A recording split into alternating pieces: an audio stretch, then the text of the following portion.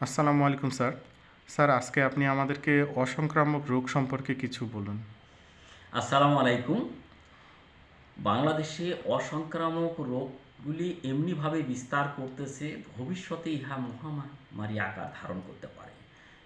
আমরা যদি পিছনের দিকে তাকাই, ৮০-র দশকে যতগুলো মানুষের রোগ হতো ১০%-এরও কম অসংক্রামক রোগ হতো।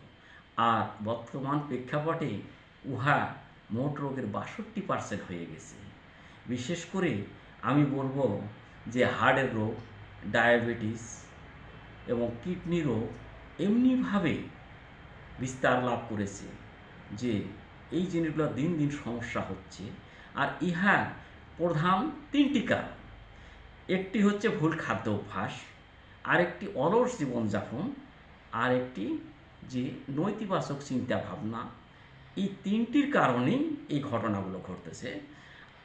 উদাহরণস্বরূপ আমি বলতে পারি যে ভুল খাদ্য অভ্যাসটা কীভাবে, যেমন আমাদের লাইফস্টাইল উন্নত হওয়ায়, ভালো সলভেন্সি আসায় আমরা অতিরিক্ত পরিমাণে যারা গ্রামে আছি তারা খাচ্ছি ভাত এবং তেল বা চিনি, এবং যারা একটু শহরে বন্দরে থাকতেছি এবং বাজারে ঘাটে তারা বেশি ফাস্ট ফুড, ভাজা পোড়া সফট ড্রিঙ্কস এইগুলি খাচ্ছি এবং শাকসবজিটা কম খাচ্ছি।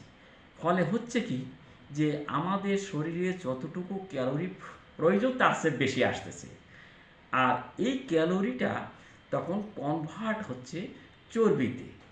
আর এইটি আমাদের শরীরে তখন যে করতেছে কি যে আমাদের ইনসুলিন রেজিস্ট্যান্স করে ফেলতেছে, রক্তে চর্বি জমাচ্ছে এবং ওজন বাড়াচ্ছে। ফলে আমাদের ডায়াবেটিস হচ্ছে, হার্টের রোগ হচ্ছে এবং একটা মরণঘাতী ব্যাধি ফ্যাটি লিভার হচ্ছে। আর দ্বিতীয়ত আমি বলবো অলস জীবনযাপন। যখনই আমাদের বিশেষ করে বাংলাদেশের মানুষের জীবনযাত্রা আমরা স্বীকার করতে বাধ্য যে আমরা উন্নত অনেকটা হয়েছি, তখন আমরা আর হাঁটাহাঁটি এই করতে চাচ্ছি না, আমরা যন্ত্রের উপর নির্ভর করতেছি। সেক্ষেত্রে শরীর একেবারে অলস হয়ে যাচ্ছে।